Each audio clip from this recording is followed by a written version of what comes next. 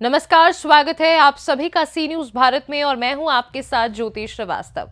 खबर शिवपुरी से है, जहां कल यानी 2 दिसंबर से बागेश्वर धाम के पीठाधीश्वर पंडित धीरेन्द्र कृष्ण शास्त्री की कथा का आगाज हुआ, जो 2 दिसंबर से 8 दिसंबर तक आयोजित की गई है। कथा का पाठ करने के लिए पंडित धीरेन्द्र कृष्ण शास्त्री हेलीकॉप्टर में सवार होकर करैरा पहुंचे। यहां उनका भव्य स्वागत किया। इस बीच पंडित धीरेन्द्र कृष्ण शास्त्री करैरा में ही रुकेंगे। बता दें कि करैरा कस्बे के टीला रोड पर बने स्टेडियम पर हेलीपैड बनाया गया था। यहां कल दोपहर बागेश्वर धाम के पीठाधीश्वर पंडित धीरेन्द्र कृष्ण शास्त्री हेलीकॉप्टर में सवार होकर पहुंचे। उनकी अगुवाई में मौके पर आयोजन समिति के सदस्यों के साथ भाजपा के प्रदेश महामंत्री रणवीर सिंह रावत, करैरा विधायक रमेश खटीक के साथ कई लोग उपस्थित रहे। यहां सभी के द्वारा पंडित धीरेन्द्र कृष्ण शास्त्री का भव्य स्वागत किया गया। यहां से उनका काफिला करैरा के राम राजा गार्डन पहुंचा। राम राजा गार्डन में पंडित धीरेन्द्र कृष्ण शास्त्री की ठहरने की व्यवस्था की गई है। वहीं इसका आयोजन प्रतिदिन 2 बजे से 5 बजे तक रहेगा। बीच में 5 दिसंबर को पंडित धीरेन्द्र कृष्ण शास्त्री का दिव्य दरबार होगा। 6 दिसंबर को पंडित शास्त्री के सानिध्य में 21 कन्याओं के विवाह कार्यक्रम का आयोजन किया जाएगा। कथा स्थल पर बागेश्वर धाम के पीठाधीश्वर पंडित धीरेन्द्र कृष्ण शास्त्री पहुंचे। यहां स्वागत भजन के साथ पंडित धीरेन्द्र कृष्ण शास्त्री ने श्री हनुमान पूजा और व्यासपीठ की पूजा के साथ आरती की। इस आरती में आयोजन की समिति के सदस्य, बगीचा वाली काली माता मंदिर के महंत जीतू महाराज, भाजपा प्रदेश महामंत्री रणवीर रावत, विधायक रमेश खटीक आदि लोग शामिल हुए। बता दें कि कथा के पहले दिन बॉलीवुड एक्टर एवं WWE रेसलर सौरभ गुर्जर भी पहुंचे थे। इसके साथ ही करैरा में आयोजित होने जा रही बागेश्वर धाम के पीठाधीश्वर पंडित धीरेन्द्र कृष्ण शास्त्री की कथा को लेकर मुख्य रूप से 3 बिंदुओं पर चर्चा की गई। एसपी अमन सिंह राठौड़ ने बताया कि बड़े धार्मिक आयोजन में हर रोज लाखों की संख्या में लोग पहुंचेंगे। इसके लिए अलग अलग व्यवस्थित पार्किंग की व्यवस्था की गई है। जो भी श्रद्धालु कथा में शामिल होने पहुंचने वाले हैं, वह सभी पार्किंग में ही अपने वाहनों को खड़ा करें, जिससे आवागमन सुचारू रूप से चलता रहे। एसपी ने दूसरे बिंदु पर चर्चा करते हुए बताया कि हर रोज 1 लाख से अधिक लोग पहुंचने की संभावना है। ऐसे में कई बच्चे, महिलाएं, अत्यंत बुजुर्ग परिजनों से पिछड़ जाते हैं। साथ ही लोगों का सामान भी छूट जाता है। इसके लिए कथा स्थल पर खोया पाया केंद्र बनाया गया है। एसपी ने आम जन से अपील की है कि कोई भी बिछड़े या फिर किसी का कोई सामान आदि मिले, उसे मानवीयता का फर्ज निभाते हुए खोया पाया केंद्र तक पहुंचाया जाए, जिससे लोगों को परेशानी ना हो सके। एसपी अमन सिंह राठौर अपने तीसरे महत्वपूर्ण बिंदु पर चर्चा करते हुए बताया कि कथा स्थल पर कई बार बच्चे, बुजुर्ग, महिलाओं की तबीयत बिगड़ने लगती है। इसके लिए जिला प्रशासन की ओर से कई काउंटर तथा स्थल पर लगाए गए हैं। ऐसे में किसी भी व्यक्ति की तबीयत बिगड़ने पर तत्काल चिकित्सा काउंटर पर पहुंचाया जाए। भगवान को पाने का एक उपाय क्या? भगवान से कोई नाता जोड़ लो, कोई संबंध स्थापित करो। अब सुनाना तो हमें भागवत है, लेकिन बात उठ गई है तो एक बात और बोल। भगवान परमात्मा तो संबंध से प्रकट हो ही जाता, नाता जोड़ने से। परमात्मा की छोड़ो, अपना बुंदेलखंड इतना अद्भुत है कि यहां तो साधारण आत्मा भी हर दौल के रूप में मरने के बाद भी अपने बहन के लिए प्रकट हो जाए। जब साधारण आत्मा अपने संबंध को निभाने के लिए मरने के बाद भी भाप भरने जाते हैं, तो क्या वो परमात्मा प्रकट नहीं हो सकता है? अरे यहीं पर रहने वाले करैरा में ही गुरु और चेला की समाधि, जीवंत समाधि, इसका उदाहरण क्या भैया? साधारण आत्मा भी अपना नाता निभाती है, महात्मा भी अपना नाता निभाते हैं, उसी प्रकार परमात्मा भी अपना नाता निभाते हैं। तो भगवान की प्राप्ति में, भक्ति में सबसे महत्वपूर्ण साधन, बढ़िया साधन क्या है? भगवान से कोई संबंध जोड़ लो। बोलो सीताराम। जोर से बोलो, और जोर से बोलो। अब इसका मतलब ये नहीं है कि तुम कल से ही भगवान को अपना मालिक बना लो, फिर नौकर बन के कहो ले आओ 10,000 दे दो, ना मिलेगा। महाराज जी कह रहे थे नाता जोड़ लो, भगवान निभाएंगे, हलवा नहीं निभा रहे, ठटरी के भरे न कटा मूसर चम। अरे भगवान तो निभाएंगे, पहले तुम तो निभाओ।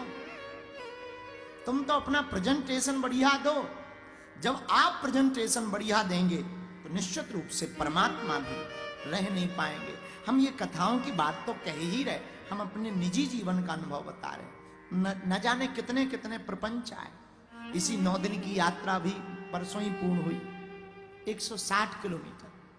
हमारे जैसा आलसी 1 किलोमीटर नहीं चल सकता, चले ही नहीं। 8-9 साल के थे तब से ही हमको आशीर्वाद है, भभूति लो, खुश रहो, भभूति लो, भभूति लो। जिंदगी भर भभूति हमने बांटी। गुरुजी बोले बेटे एक तुमको पद यात्रा करनी है। हम कहा मर गए राम। फिर रात को बोले जिस दिन पद यात्रा करनी थी, बोले तुम्हें खड़ाऊ नहीं पहननी। हम कहा अब और मरे। लेकिन हमें लगा क्या हम चल पाएंगे। सुबह से जब पद यात्रा प्रारंभ करनी थी तो मंदिर चढ़ गए बालाजी के सामने, जिनसे जीवन हमारा शुरू हुआ। हमने गुरुजी को प्रणाम किया, सन्यासी बाबा को, बालाजी को प्रणाम किया। जा रहे हैं, लोग बहुत हैं, हमें अपनी चिंता नहीं है, पर किसी का बाल बांका ना हो।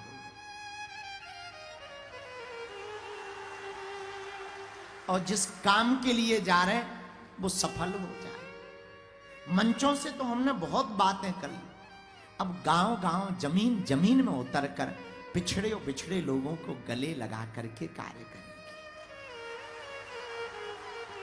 और इस देश की जो बीमारी है भेदभाव की, छुआछूत की, ऊंच नीच की, घृणा की दृष्टि से जो समाजों को, जातियों को देखा जाता, हिंदू घट रहा है, धर्म विरोधी बढ़ रहा है, ये दूर हो जाए। हिंदू घटे ना, हिंदू जातियों में बटे ना, हिंदू एक हो जाए। हमने तो इतनी प्रार्थना की, आंखों में आंसू आ गए। और सच घटना बता रहे हैं भैया, हनुमान जी करे किसी की नजर ना लगे। 9 दिन हो गए, 3-3, 5-5, 10-10 लाख लोग रोड पर रहे। थोड़ी मोड़ी चोट को छोड़कर किसी का बाल बांका नहीं। 9 दिन 160 किलोमीटर। दूसरे तीसरे ही दिन में ही हमारे पैर फट गए और वो पड़ गए पानी के फोड़ा। चलने में बड़ा दर्द होने लगा।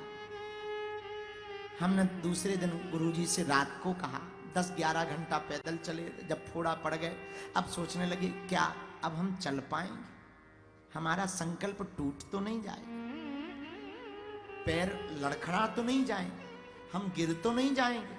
डॉक्टर पट्टी बांधने लगा, दर्द की दवाइयां देने लगा। डॉक्टर ने कहा कि थोड़ा आप धीमे चलो, जूता पहन लो। सबने कहा कि आप जूता पहन लो। हमने कहा नहीं, हमारे गुरु ने हमें आज्ञा दी है, जिसने हमें आज्ञा दी है हमारी चिंता वो करेंगे। और आपको बता रहे, आज तो हम यूं मान के चलो कि सीधा पदयात्रा करके पूरा फल करेरा वालों को ही मिला है। हाँ। और हम इतने आलसी, हमें खुद लग रहा था कि कथा हम पहले सोच रहे थे कि थोड़ा टाइम बढ़ा दें, 2-4 दिन आगे कर लें, फिर कर लेंगे। थकावट बहुत है, शरीर में पीड़ा ऐसी है जैसे किसी ने लठ मारे हो। तो हमने कहा मुश्किल है, लेकिन ये हनुमान जी का प्रत्यक्ष प्रमाण है भैया। भारत के इतिहास में आजादी के बाद एक नई क्रांति ऐसी पहली बार सड़कों पे देखने मिली कि हिंदू एक होकर के धर्म विरोधियों के लिए सड़कों पर उतरा। और क्या बड़ा क्या छोटा, नेता, अभिनेता, महात्मा, साधारण आत्मा, सबने एक ही सड़कों पर पुकार लगाई, जात पात की करो विदाई, हम सब हिंदू भाई भाई।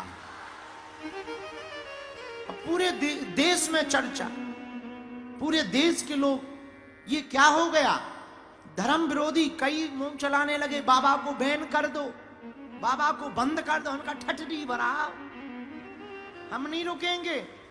अब तो हमने और प्रण ले लिया, मंचों पर अमीर आ जाते हैं, बड़े बड़े नेता आ जाते हैं, बड़े बड़े अभिनेता आ जाते हैं, पिछड़े और बिछड़े नहीं आ पाते हैं। तो कल हमने प्रण लिया है, करेरा के उन लोगों को आरती कराएंगे जो पूरे नगर शिवपुरी से सी न्यूज संवाददाता विनोद सिकरवार के साथ ऋषि गोस्वामी की रिपोर्ट। फिलहाल के लिए खास रिपोर्ट में बस इतना ही। देश दुनिया की बाकी खबरों को जानने के लिए आप देखते रहिए सी न्यूज भारत।